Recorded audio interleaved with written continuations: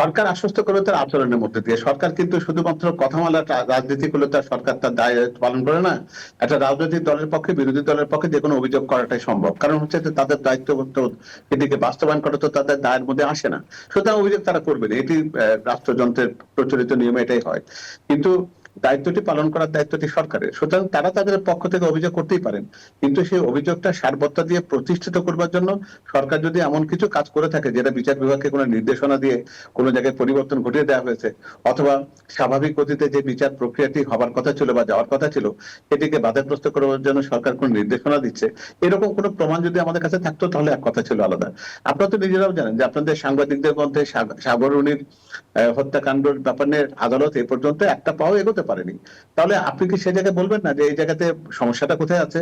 আমরা তো শুধুমাত্র একটা জায়গাতে শুধু কথার প্রেক্ষিতে কথাটা বলবো, নাকি বাস্তব কার্যকরণের মধ্যে দিয়ে দেখবো যে আমরা কোথাও সামনের দিকে এগোতে পারি কিনা?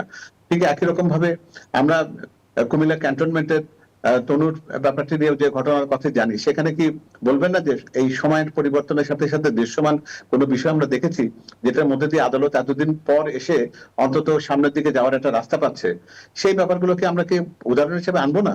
তো সুতরাং শুধু কথার কথা না বলে আমরা কাজের মধ্যে দিয়ে যদি দেখি যে সরকার সত্যিকার অর্থে বিচার ব্যবস্থাপনার প্রতি কোনো হস্তক্ষেপ করছে না এবং তার স্বাধীনতাতে কোনো রকম বাধা সৃষ্টি করার তার কোনো ইচ্ছে নেই, সেটা বাস্তবে যদি প্রমাণিত হয় তাহলে আপনি তার বিপরীত মুখে কথা বলেই তো সেটাকে অসত্য প্রমাণ করতে পারবেন না, তাই না?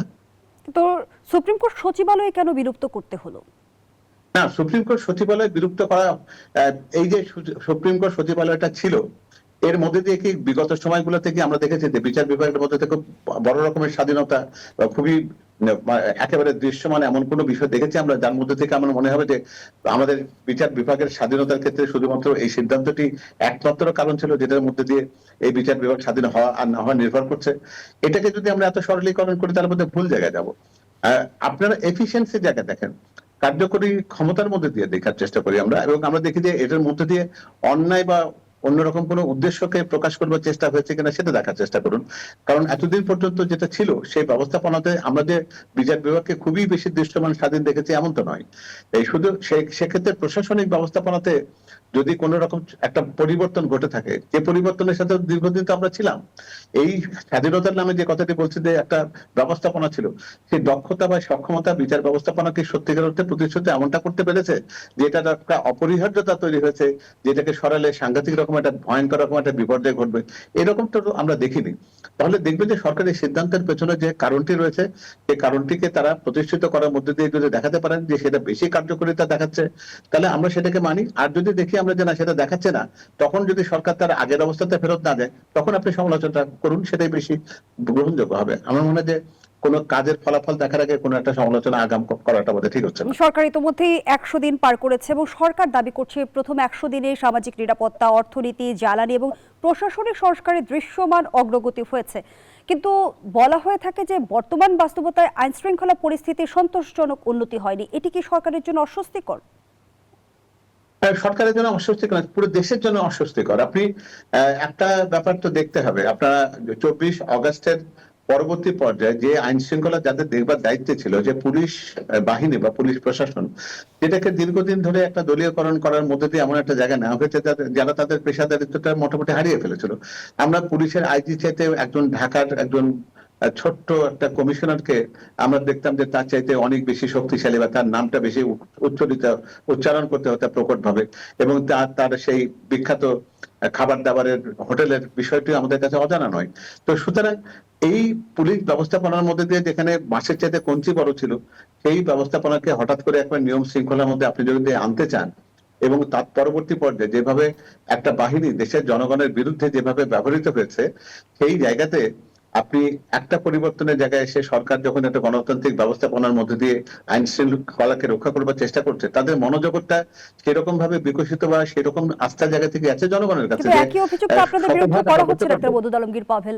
সংসদ সদস্য হাসনাত আব্দুল্লাহ যেমনটি বলেছে যে বিএনপি ও আওয়ামী লীগের মতো পুলিশকে দলদাসী পরিণত করতে চায়, চাপ দিয়ে দলীয় কাজ করিয়ে নিতে চায়। এই অভিযোগের সত্যতা কতটুকু? আচ্ছা, এমনিতে এই যে কথাটি উনি বলেছেন তার পরিপ্রেক্ষিতে যদি এই ঘটনাটি আওয়ামী লীগের সময় হতো তাহলে হাসনাত আব্দুল্লাহকে আজকে আজকে তো অন্য জায়গায় দেখতাম, তাই না? এই কথাটি তো উনি যথেচ্ছভাবে বলছেন। নাসিরুদ্দিন পাটোয়ারি সাহেব প্রতিনিয়ত সরকারের বিরুদ্ধে বিষোদগার করছেন। তো তাতে কি কখনো এরকম সরকার কি তাদের ব্যাপারে কি একেবারে উচ্চকণ্ঠ হয়ে একেবারে তাদেরকে প্রতিবাদী হয়ে তাদেরকে রিমান্ডে নিয়ে তাদের বিরুদ্ধে মামলা দিয়ে হেনস্থা করার ঘটনা কি ঘটিয়েছে একবারও? এবং আপনারা জানেন যে আমাদের প্রধানমন্ত্রীকে নিয়েও এমন কদর্য ভাষায় বা তাদের পরিবারকে একেবারে অসৌজন্যমূলক ভাবে যে আঘাতের মুখোমুখি করা হয়েছে, সে ব্যাপারে তো সরকারের ভেতরে সংযম এবং পরিশীলিত আচরণের বাইরে তাদের ভিতরে কি কখনো কোনো অসহিষ্ণুতা আপনি দেখেছেন? তাহলে দলদাসে পরিণত করার যে কথাটি বলছি আমরা, বরং এটা আমরা অন্য অর্থে বলতে পারি যে যে পুলিশ প্রশাসনকে সম্পূর্ণরূপে দলীয়করণ করার চেষ্টাটা আমরা দৃশ্যমান ভাবে দেখেছি। সেই ব্যবস্থাপনাতে শত শত হাজার হাজার পুলিশ কর্মী রয়েছে, সেটা কর্মকর্তা পর্যায়ে, মাঠ পর্যায়ে, সাধারণ কনস্টেবল পর্যন্ত। সেই জায়গাতে তাদের ভেতরে যে যে পেশাদারিত্ব যে জায়গাটা ছিল, সেটা পরিপূর্ণভাবে একবার নস্যাৎ হয়ে গেছে। একটা বাহিনীকে রাতারাতি আপনি তার জায়গাতে আপনি আনতে পারবেন না। মাঝখান থেকে এই যে অন্তর্বর্তী সরকার, যে সরকারের অংশ বলতে গেলে হাসনাত আব্দুল্লাহ যে সহযোগীরা ছিলেন, তারা পুলিশের পোশাকটাকে পরিবর্তন করে এমন একটা জায়গা নিয়েছেন যে পোশাকটা দেখলে বলতে পারেন যে একটা দল, একটা ইউনিট হিসেবে, একটা সংগঠন হিসেবে তার ভেতরে যে একটা বুদ্ধিদীপ্ত কর্মদীপ্ত একটা আচরণ বা দৃশ্যমানতা দেখার কথা ছিল, সেই পোশাকের মধ্যে দিয়ে সেটাকে পরিপূর্ণভাবে নষ্ট করে দিয়েছে। একটা এমন ভাবে একটা নেতিবাচক একটা রং নির্বাচন তারা করেছেন, যেখানে পেশাদারিত্বের কোনো জায়গাকে প্রতিষ্ঠিত করবার মতো কোনো সুযোগই থাকে না।